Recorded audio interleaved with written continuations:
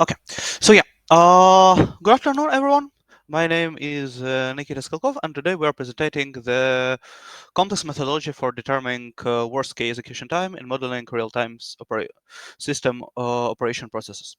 So, this research was conducted to address a critical issue in real-time systems, and actually rightly determine the worst case execution time, because this thing is vital for maintaining the system availability and safety. So let's look what we have here. So first of all, why this is needed.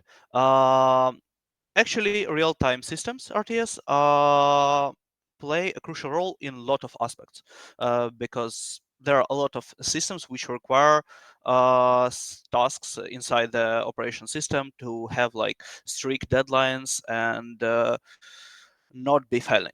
So it uses a lot of in a lot of things. For example, like aviation and space exploration, like flight control system, navigation monitor system. It uses traffic manager like train controls or crossing monitoring or something like this.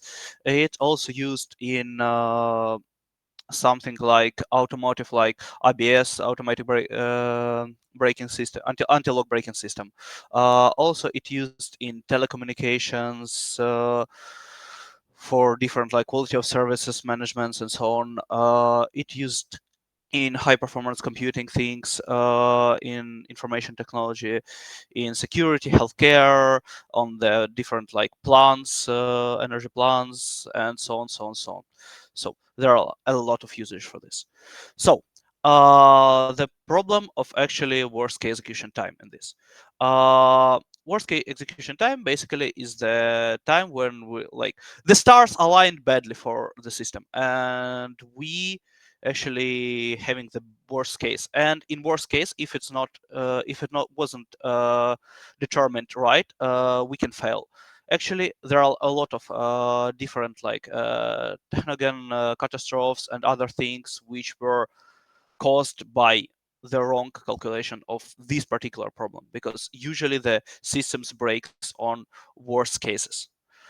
So that's why it's crucially important to determine this worst case execution time point correctly. So, um, objective of my particular research here is to actually make a comprehensive methodology to determine this point in real-time system. Uh, yeah. So, first of all, to understand what we are talking about, we need to understand how the tasks inside real-time systems are classified. So they have a lot of different classifications, and all of them we need to take into the account. So, first of all is like type classifications. So we can have periodic, aperiodic, and sporadic tasks. So that means that we can have like proper periodic tasks, which are just like performed at regular intervals. For example, I don't know, like sensor readings or something like this. We have aperiodic tasks, which could be basically something like alarm signals, which are predictable but not regulated by time interval. And also we have sporadic tasks. The tasks which can occur totally randomly, uh, which basically likes, I don't know, some data requests from users or something like that, or in terms of like aviation, for example, like environment changes or something like this. So things that are not predictable and just randomly appear during the timeline of real-time operation system. So the next classification gonna be priorities. So we can have here two things. We can have here fixed priority tasks or dynamic priority tasks. It really depends. Fixed priority tasks are tasks which have priorities which are set during the design of the system, so they cannot be changed. Dynamic priorities, that means that in runtime of the system we can adjust them and move them like lower or higher uh, in terms of priorities. So the next one is going to be tasks execution priorities. So here we again have like static and dynamic priorities. It's kind of the same as we had the last one in terms of that static again are are a fixed configuration, and they are decided on design time of the system, and dynamic priorities are adjusted at the runtime of the system. So the next that we have like different type of components in hardware and software of real-time system. So we have here monotonic and preemptive.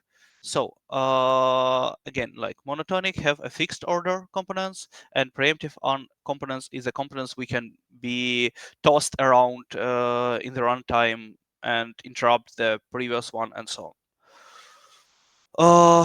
Criticality level. So basically, all runtime system have like kind of two level of critical components which cannot be dismissed and components which can be dismissed. Components which cannot be dismissed basically means that their failure we cannot tolerate. It's critical to the system, and it gonna shut down the whole process. The tolerable component, tolerable, oh god, criticality level, which is not critical, means that we can tolerate failures, and that won't be crucial to the system. uh, then we are going to the mathematical modeling of this. So basically that's how we present our real-time system. So what is our real-time system? It's basically a bunch of real-time tasks. So each real-time task can be defined as function of the priority of task, the maximum available or allowable deadline for this task, and worst execution time for this task. Then each task already, if we are diving deeper, each task has like its own, each of these param has its own determining thing. For example, if we're talking about allowable deadline, for we have systems with hard deadlines and soft deadlines. What that means? That means the hard deadlines are intolerable, soft deadlines are tolerable to fail. So that's, for example, a binary value which determines for us allowable deadline for task execution. Also, we have in terms of worst case execution time, and we have like min and max, because task again can have like multiple worst case execution times depending on the state of the system. That's why it has its min and max, and also it has like that delta t params, which we are going to cover in next slides. Uh, then, uh, as I told already, our goal was to design the comprehensive algorithm for determining worst execution time point. So here are the main principles, because like the scheduling algorithm, which should work with this worst case execution time point, is the crucial thing, because actually the scheduling algorithm is like bread and butter of real-time system. It's basically, it's hard, and depending on the scheduling algorithm, how it built, how it works, basically system either works or not. So we have here like two big things. First of all, scheduler algorithms should take into account all that, like deadlines, priorities, worst execution time, and also it should adjust the real-time requirements. So basically, the runtime of the process. So some sporadic tasks, some critical failures, and so on. So what actually like the algorithm that inside this presentation and paper.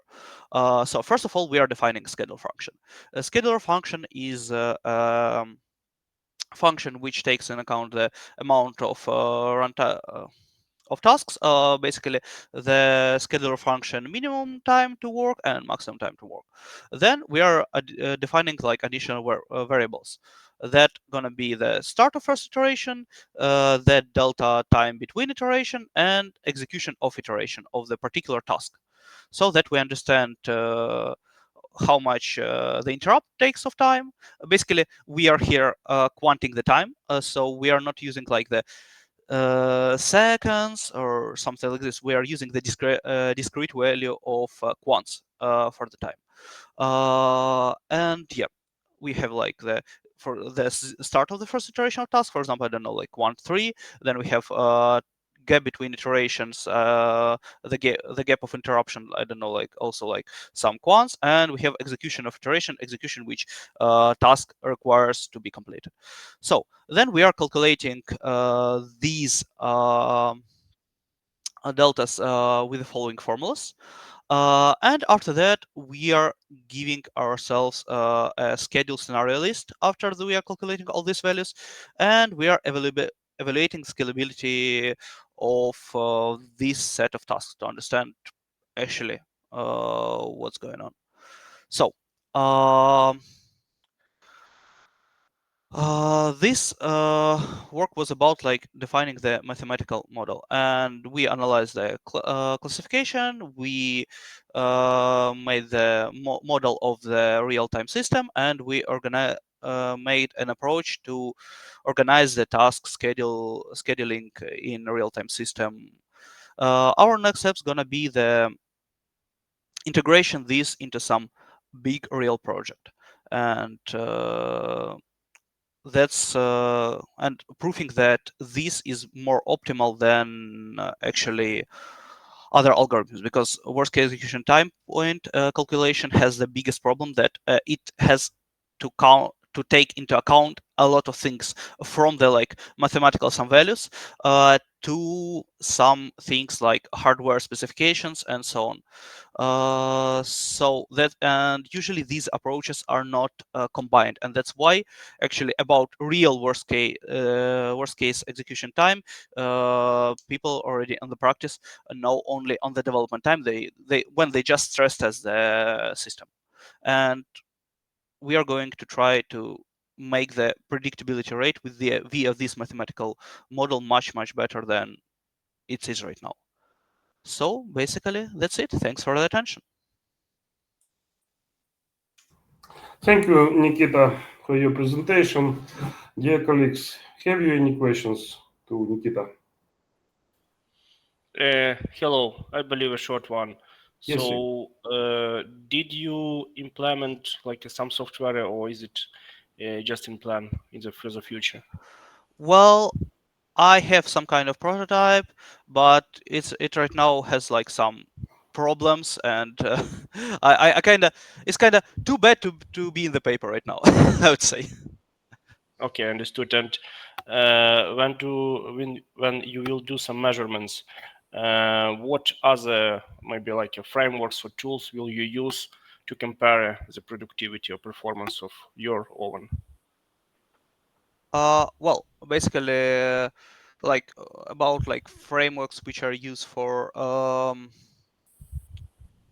you mean when the where I write the code, or you mean what benchmark I use?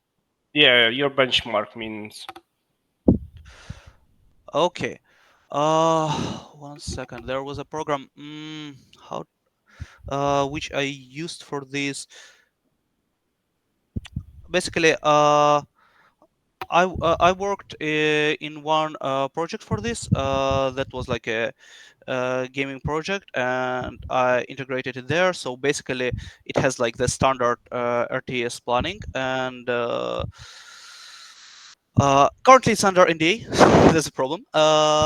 And I gonna compare that, and if they're gonna be everything good, well, I gonna register there that I actually use this technology, and then I can share the results. That's how it's gonna be. Okay, sounds good. Okay, I have one question. How does the proposed approach to task classification in real-time systems improve task scheduling and execution processes compared to existing methods? Yeah. Well, the biggest thing that actually we are calculating it in a bit different manner. So I already like published 2 papers about that. The first thing here, that we are quantifying the time. quantifying the time and making the prototype which takes into account the quants of time and different, I don't know, like processors, some hardware units of the system, and quantifies their time as well, and baking this all into mathematical formulas allow us to predict time much more precisely, because working with discrete values of time like quants, instead of working with, I don't know, seconds, milliseconds, some just time frames and time spans, is much more precise, and that's the biggest here thing. Thank you. I have a question. Dear colleagues, have you any questions to Nikita? No questions. Thank you, Nikita. Thank you all.